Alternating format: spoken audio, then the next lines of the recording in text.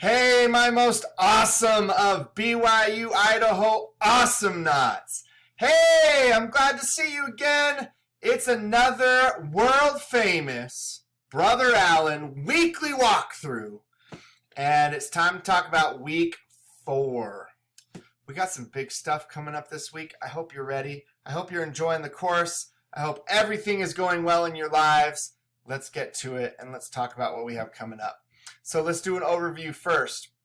You have 4 things that are due by the middle of the week. You have this unit overview that you need to look over. You have a quiz over that unit overview. You have another quiz over persuasion. And you have another quiz over the 3 I's and introducing sources. That's all due by Wednesday of this week. And then you have at the end of the week 2 things that are due. You have an annotated reading, which is backpacks versus briefcases. And then you have an assignment where you're going to look over the context of the speech that you select. We're moving into a new direction. We finished the change essay, and now we're working on a rhetorical analysis. This is one of our 4 essays that we're going to do. Let's just jump right in and let's start talking about what we have to do. All right, this is your overview. Brothers and sisters, these overviews are fantastic. And you really need to spend some time reading these deeply, studying them, maybe taking some notes, reminding yourself about what is coming up and what you need to do. So the short version of this for a rhetorical analysis is where you are going to take a speech and you're going to break it down and you're going to talk to us about how the speaker persuades and what they do that's effective, right? You're going to break it down and talk about how we're being persuaded in the speech. This introduction is really great. I would totally read over that. These are your basic requirements, of course, APA basics. And here's a template for you. You can download this and use it in your Google Docs or in your Microsoft Word. And then this will be what it looks like. Right, it has a page for your references, and it's you can just download this and start typing right in it, and then everything will be formatted correctly. And we're looking at about 4 or 5 pages, or they're saying 900 to 1,500 words. That's not including the reference page. Brothers and sisters, like I've said before, I don't care how long your paper is. You gotta, meet the basic requirements. But if you go over on words, does not matter to me. I will read every single word of your paper. So if you go over and you have 1,515 words, I'm not going to dock you points. I think that's silly. So then it kind of goes through. These are your steps that you're going to be doing in the weeks that we'll be doing them, right? So we're going to be selecting a speech this week, and then we're going to be drafting it, formatting the paper, reviewing, and we'll do a peer review, and then will be, this is how the actual assignments that you have to deliver things on is in here. So I would read over this whole document, make sure that you totally understand everything that is expected of you. Let's move on. Here's your quiz. This quiz is over what we were just looking at, right? It is open book, so you can have that page side by side. It's 8 points, and you get unlimited attempts. It's going to take the highest score. So every single one of you should get 8 out of 8 points. That's my expectation. Excellence. Only excellence. And then we have the Power of Persuasion quiz. You're going to watch this video, Mr. Rogers, and there's a transcript of here as well. This is a speech that Mr. Rogers gave, and it says you're going to take some notes. What do you notice about what Schroeder is highlighting as far as rhetorical appeals, right? You will need to notice many of the same rhetorical appeals that he analyzes in the speech. Then you're going to complete the quiz. It's open note. You can refer to the video or your notes as many times as you want. You can take it as many times as you want. It's 16 points. We're going to keep the highest score. Like I said, the attempts are unlimited. And this is due by Wednesday. Should be easy. Everyone's going to get 16 out of 16. Then we have another quiz. I love this, brothers and sisters. The 3 I's and introducing sources. I wish I could get my high school students to do a better job of this. So you're going to go to this page. I don't know why the pictures aren't showing up. I'm going to talk to the course designers and see if we can get that fixed. But you are going to look at the 3 I's. This is just a discussion of how we introduce sources, how we put sources into our papers, and then how do we analyze those sources.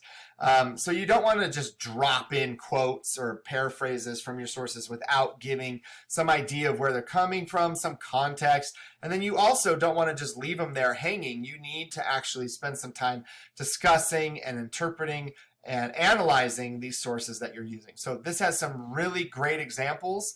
Read through this, and then you will go ahead and take a quiz on it. All right, that's this quiz. Once again, it is open note.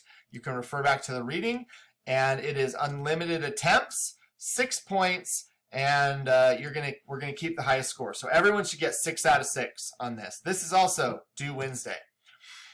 Then we get into the stuff that's due by the end of the week, by Saturday. So the first thing is an annotated reading. Now, I want to stress and emphasize, we haven't done an annotated reading in just a bit. So these are the things that you're being graded on. I'm looking that you've highlighted stuff. That's not a ton of points. It's just 2. But you should be highlighting things as you go through, patterns, ideas, terms. Maybe you're coming up with other things that you want to highlight. You should also be asking questions, thoughtful questions in your annotations. You're putting those, little bubbles on the side. And then you should be making comments, making connections. You're also putting those little annotation bubbles on the side, about 2 per page. And I would say that, 2 per page is good. I would love to see more than that so I could give you excellent. This is where you're getting the majority of your points, is making those comments and connections. And brothers and sisters, when I do an annotated reading, I am writing things in the margins all the time, constantly writing in the margins. So it has a video, right, that you're going to watch. You're going to go over these annotation tips, and then you're going to download this article. And actually, you're not going to download it. I would just annotate it in the actual page, right? Because they have a spot for you to just annotate directly in there. So let me go to my student view just real quick so that you can see. Right? So you just stay on this tab. The document is right here, and then you can just use these annotation tools. So, you can put in, the bubbles, you can highlight things, highlights right there. You can write text boxes on the page.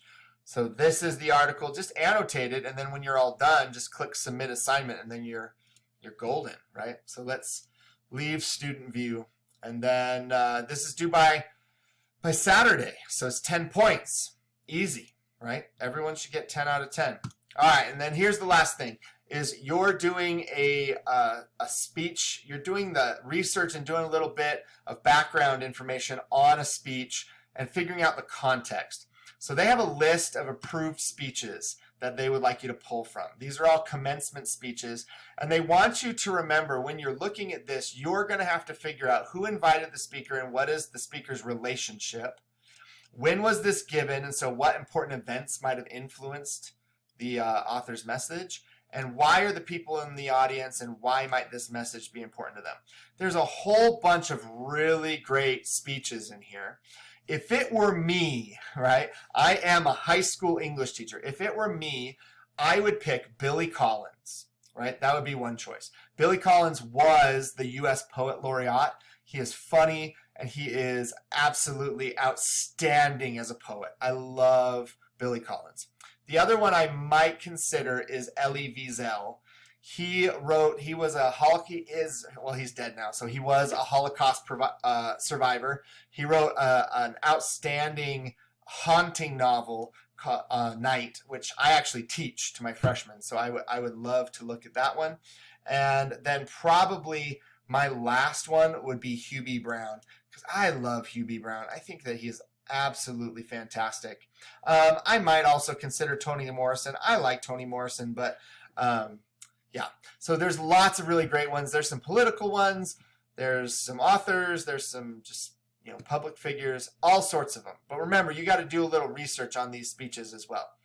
So let's go back to the assignment page. So you will be you're choosing this speech, and this is the speech that you're going to do your rhetorical analysis on, right? So choose one that you're going to like. It says choose one that is interesting to you because you're going to spend the next few weeks. Then you're going to download this worksheet. This worksheet is super easy. Looks like this. So you have this box where you're going to look through on a first reading and answer these questions, and then you're going to read it again, and you're going to start doing some research. I would keep track of the sources where you find the information that you need. And you're going to be completing this worksheet, and then you'll turn it in. They have a sample worksheet. This is what a good one looks like that's all completed and got the full points. So you can look at that. And this is the stuff that you're researching. You're going to have to do a little research on your own. This is worth 20 points. And the rubric is pretty simple. I'm just looking that you chose a speech, you did your first reading, you filled out the whole worksheet, and you get your 20 points. This is due on Saturday.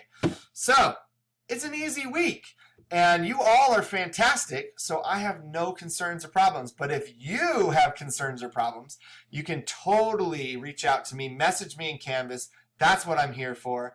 And I'll leave you with a bless your souls. I hope you have a great week. Bye.